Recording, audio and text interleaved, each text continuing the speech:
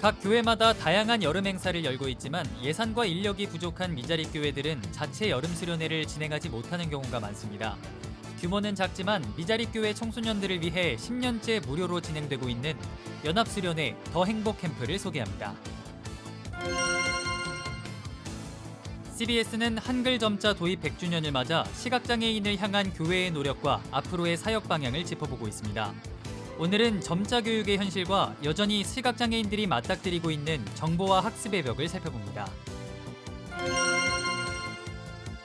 일상에서 무심코 내뱉는 말과 글이 누군가를 살리기도 하고 때로는 상처를 줍니다.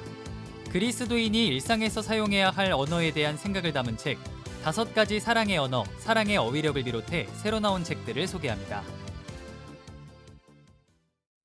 시청자 여러분 안녕하십니까? CBS 뉴스입니다. 각 교회마다 무더위 속에서 여름 성경학교와 수련회를 펼치고 있습니다. 하지만 미자립 교회들은 예산과 인력 부족으로 자체 수련회를 열기 어려운 경우도 적지 않은데요. 작은 규모지만 미자립 교회 청소년들을 위해 10여 년째 이어온 무료 연합 캠프가 있습니다. 장세인 기자가 취재했습니다. 경기도 양평 한 수양관에 전국 16개 미자립 교회에서 중고등학생들이 모였습니다. 3박 4일을 함께할 처음 만난 친구들과 서로 알아가는 시간을 갖습니다. 아이들이랑 같이 조별 구호랑 조별 제 조 이름 이렇게 짜고 있습니다. 더 행복 캠프는 미자립 교회 청소년들을 위한 중고등부 연합 캠프입니다. 올해는 태안과 거제, 파주 등 전국 각지에서 학생 80여 명이 참가했습니다. 미자립 교회에서도 경제적 부담 없이 신청할 수 있도록 참가비는 받지 않습니다.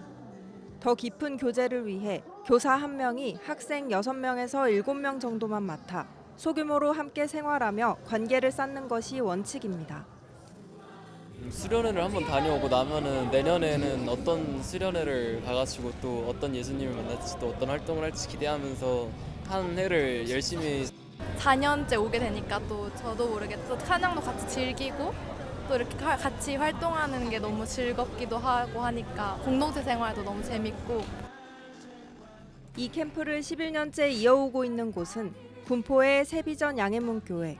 성인 출석 50여 명 규모의 넉넉한 형편은 아니지만 같은 어려움을 겪는 미자립 교회들을 위해 10년이 넘도록 캠프를 멈추지 않았습니다. 홀리 마운틴 선교회와 UCC 미니스트리, 군포 성산교회, 주일학교 사역자 모임 등도 힘을 보태며 단체들의 협력이 이어지고 있습니다. 김태호 목사는 청소년기에 예수님을 인격적으로 만나는 경험을 한다면 평생의 신앙을 붙드는 씨앗이 된다며 교회의 역할은 그런 기회를 마련해 주는 것이라고 강조합니다. 너희들이 여기 와서 예수님을 만날 수 있도록 우린 시작과 끝에 모든 방향은 그 길로 간다.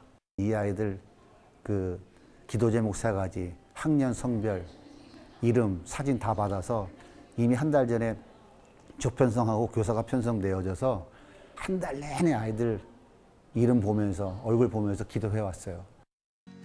캠프 준비도 남다릅니다.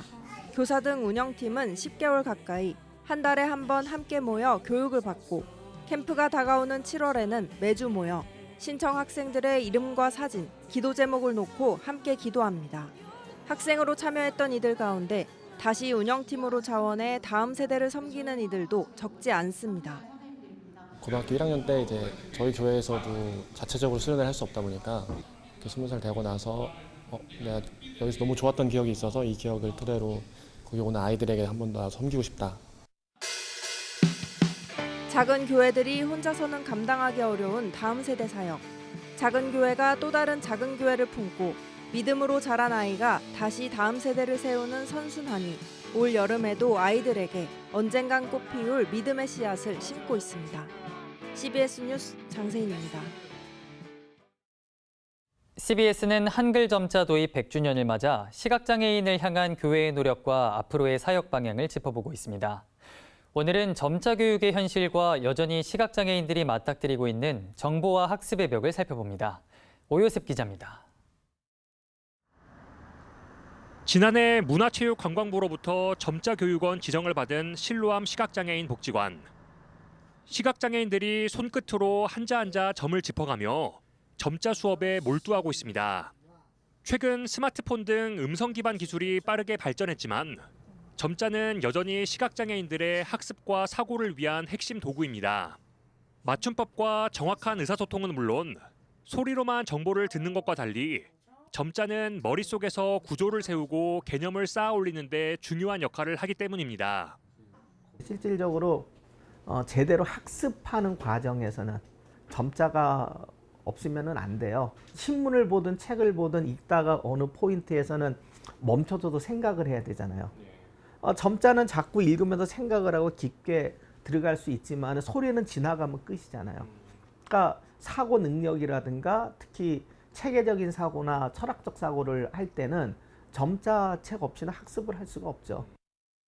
하지만 국내 시각장애인 10명 중 9명은 점자를 읽고 쓰지 못하는 이른바 점자 문맹인 것으로 나타나고 있습니다.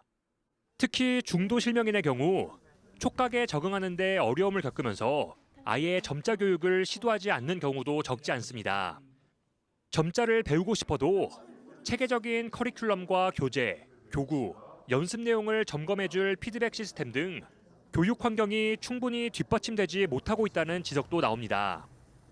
공부를 하면서 내가 지금 잘하고 있는 게 맞나? 그런 피드백이라고 하는 것도 받기가 굉장히 어렵고 자료를 구하기도 되게 어려웠어요. 피드백 한번 받으려고 이제 서울에 이제 여러 기관들이 있는데 거기에 이제 뭐 점자로 이제 찍은 거를 등기로 보내서 제발 나한테 이거 맞았는지 좀 알려달라고 할 정도로 좀 쉽지는 않았던 것 같아요. 전문가들은 점자 교육을 음성기기에 밀려 사라질 선택지가 아니라 디지털 환경과 병행되는 핵심 문해 교육으로 재정비해야 한다고 강조합니다. AI 기술이 발달할수록 점자 교육과 디지털 접근성을 함께 강화하지 못하면 시각장애인의 정보 격차가 더욱 심화될 수 있다는 겁니다. 이를 위해 교육 현장에선 기초 촉각 훈련부터 생활 문장 중심의 교재, 온라인 학습, 단기 집중 과정 등 다양한 프로그램을 개발 확대하는 시도가 이어지고 있습니다. 그 이면에는 제대로 된 점자를 배울 수 있는 교재와 교구가 없기 때문에 그런 거라고 생각을 해요. 구조적으로 배우기 어려운 단점이 있지만 그런 것들을 저희가 개선하기 위해서 계속 좋은, 쉬운 교재도 개발하고 쉽게 배울 수 있는 교구들도 계속 개발하려고 노력하고 있거든요. 한편 시각장애인들이 겪는 생활 속 불편함도 여전합니다. 대부분의 정보와 안내가 여전히 시각 중심으로 설계되어 있기 때문입니다. 음식물이나 약품처럼 내용물과 성분, 주의사항 확인이 중요한 물건에도 점자 표기가 없어 제대로 구분하지 못하는 경우가 많습니다. 미디어 콘텐츠에 제공되는 화면 해설 서비스 역시 해외와 비교했을 때 크게 부족하다는 평가가 나옵니다. 최근 몇 년 새 빠르게 확산된 키오스크와 태블릿 주문 시스템, 안면 인식 본인 인증 서비스 등은 비장애인에게는 편리함의 상징이지만 시각장애인에게는 새로운 장벽이 됐습니다. 디지털 정보가 많아지고 있기 때문에 거기에서 그러니까 소프트웨어를 개발하시는 분들도 이제 시각장애인을 위한 접근성 그런 문제들 고민을 하시겠지만 아직까지 상당히 좀 취약한 것 같아요. 그러니까 함께 살아가는 공동체 성원들이 장애 때문에 불편함을 겪는 그 상황을 좀 최소화하기 위해서 좀 선제적으로 그런 고민을 할 필요가 있다고 생각이 들고 그런 간절함이 있죠. 시각장애인들이 세상과 연결되도록 돕기 위해 한글 점자가 창제된 지 100년. 디지털 전환과 급격한 기술 발전의 물결 속에서 시각장애인들이 마주한 보이지 않는 장벽을 허물기 위한 새로운 도전 앞에 서 있습니다. CBS 뉴스 오요셉입니다. 한국기독교장로회가 지난 한 달간 이어온 베네수엘라 강진 피해자들을 위한 긴급 지원 헌금을 종료한다고 밝혔습니다. 앞서 기장 제110회 총회 국제협력선교위원회는 베네수엘라의 강진 소식이 알려지자 긴급 동의안을 통해 피해자들을 위한 긴급 지원 헌금에 동참해 줄 것을 공지한 바 있습니다. 이후 6월 30일부터 한 달 동안 모금을 진행한 결과 교단 소속 교회와 기관 및 단체, 개인이 총 1억 178만 2,500원을 후원했습니다. 기장총회는 피해자들의 조속한 회복과 더불어 희생자 가족들에게 하나님의 위로가 있길 기도하며 모인 헌금을 강진 피해자들에게 가장 적절하게 전달할 수 있는 방안을 찾겠다고 전했습니다. 대한성서공회가 지난달 29일 L선교회 후원으로 IT의 성경을 기증했습니다. L선교회는 청주지방을 중심으로 활동하며 선교사와 선교사역을 지원하는 연합선교단체로 IT어 성경 830부와 프랑스어 성경 1100부 등 모두 1930부를 기증했습니다. L선교회 정책자문위원 정동범 목사는 박해 등으로 점점 좁혀져가는 선교의 문을 열어가는 가장 중요한 대안은 성경이라며 성경을 받은 많은 이들이 예수를 믿게 되기를 원한다고 말했습니다. 카리브해에 위치한 IT는 극심한 치안 불안과 반복되는 자연재해로 서반구에서 가장 가난한 나라 중 하나로 꼽힙니다. 서울 마포구 서연교회가 안동 지역 미자립 교회들을 찾아 여름 농어촌 선교 사역을 펼쳤습니다. 서연교회는 지난달 30일까지 3박 4일 동안 성도 120여 명이 참여한 가운데 안동 태화교회를 비롯한 안동 지역 11개 교회를 방문해 2026 안동 지역 여름 농어촌 선교를 진행했습니다. 성도들은 마을 전도와 봉사활동은 물론 자체적으로 성경학교를 열기 어려운 교회들을 위해 연합 어린이 여름 성경학교를 운영하며 지역 교회들을 섬겼습니다. 서연교회는 지난 2020년부터 교단을 초월해 안동 지역 미자립 교회를 지원해왔으며 앞으로도 복음과 사랑으로 농어촌 교회와의 협력을 이어가겠다고 밝혔습니다. 케냐 정부 대표단이 최근 미랄학교를 방문해 한국형 특수교육 모델을 살펴봤습니다. 이번 방문은 한국의 장애인 복지와 특수교육시설 운영 사례를 공유하고 양국 간 협력 가능성을 모색하기 위해 마련됐습니다. 한나 웬돗 케냐 성평등 문화 아동복지부 장관과 에미 킵소이 주한 케냐 대사 등 케냐 대표단은 미랄복지재단의 특수교육, 장애인 일자리 창출 등 국내외 주요 사업과 케냐 현지 장애아동 지원 사업 전반을 살펴보는 시간을 가졌습니다. 한나 웬돗 장관은 기후위기로 식량 안보와 학교 급식에 어려움을 겪는 케냐에서 미랄복지재단이 펼치고 있는 다양한 사업들에 깊이 감사드린다며 미랄복지재단의 활동이 국가적 차원에서 더욱 신속하고 원활하게 추진될 수 있도록 아낌없이 지원하겠다고 말했습니다. 우리가 일상에서 무심코 내뱉는 말과 글은 누군가를 살리기도 하고 때로는 상처를 주기도 합니다. 그리스도인으로서 어떤 언어와 어휘로 사랑을 전하고 또 신앙을 고백해야 할까요? 오늘 새로 나온 책에선 우리의 언어를 점검하고 나아가 글쓰기로 신앙을 다듬어가는 여정을 안내할 4권의 책을 소개합니다. 정원희 기자입니다. 나는 사랑한다고 했는데 상대방은 왜 사랑받지 못했다고 느낄까? 전 세계 1억 5천만 명의 관계를 변화시킨 게리 체프먼의 고전 5가지 사랑의 언어가 심화 과정으로 돌아왔습니다. 5가지 사랑의 언어, 사랑의 어휘력은 상대방의 사랑의 언어를 아는 것을 넘어 이를 유창하게 구사하기 위한 실전 매뉴얼을 제공합니다. 외국어 단어 몇 개를 안다고 유창하게 대화할 수 없듯 사랑 역시 꾸준한 연습과 정교한 어휘력이 필요하다는 사실을 일깨워줍니다.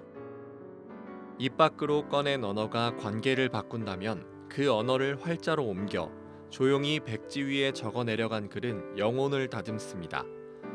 왜 쓰냐고 묻는 그리스도인에게는 공학도 출신의 바쁜 목회자가 매일 새벽 치열한 일상 속에서 자신을 잃지 않기 위해 써내려간 진솔한 고백을 담고 있습니다. 저자인 조명신 목사는 글쓰기가 결코 특별한 재능이 아니라고 강조합니다. 서툴고 부끄러운 기억, 상처와 실패의 경험이라 할지라도 하나님 앞에 솔직한 문장으로 적어 내려갈 때 비로소 내면이 치유되고 신앙이 빚어진다고 말합니다. 잘 쓰려 하지 말고 그저 쓰라는 저자의 권면은 글쓰기를 주저하는 성도들에게 큰 용기를 건넵니다. 진솔한 신앙의 고백들이 정제된 시로 피어날 땐 과연 어떤 모습일까? 소강성 목사의 유리 거울의 시편들은 창세기의 첫사람 아담부터 요한계시록의 예수 그리스도까지 성경을 관통하는 핵심 인물 95명의 삶과 영성을 아름다운 서정시로 빚어냅니다. 인물들이 겪은 고뇌와 구원의 서사를 시인의 상상력과 문학적 언어로 새롭게 재구성하며 치열한 글쓰기가 어떻게 깊은 영성의 언어로 피어날 수 있는지 여실히 보여줍니다. 이종덕 목사의 정형시로 보는 성경 출애굽기는 성경의 본문을 엄격한 전통 정형시의 틀에 담아냅니다. 저자는 율법과 성막제도 등 자칫 딱딱하게 느껴질 수 있는 출애굽기 전체를 우리 고유의 시조가락인 3장 6구 12음보 43자의 정형시 규칙에 맞춰 1161수의 시로 담아냈습니다.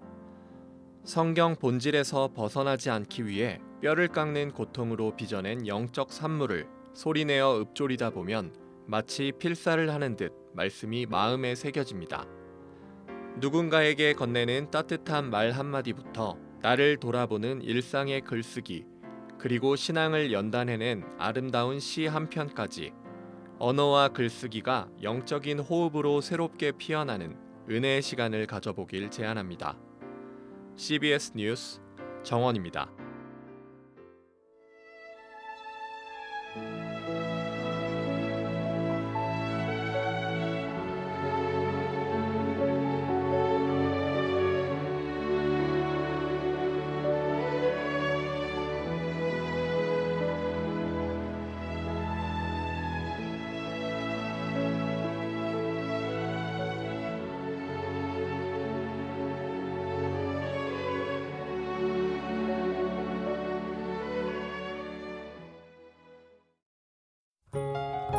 날씨입니다. 수도권과 전남권 일대에 폭염 중대경보가 발표된 가운데 내일은 체감온도가 최대 39도에 이르는 극단적인 무더위가 예상됩니다. 내일 아침 최저기온은 23도에서 27도, 낮 최고기온은 30도에서 38도로 예상됩니다. 이상으로 뉴스를 마칩니다. 시청해주신 여러분 고맙습니다.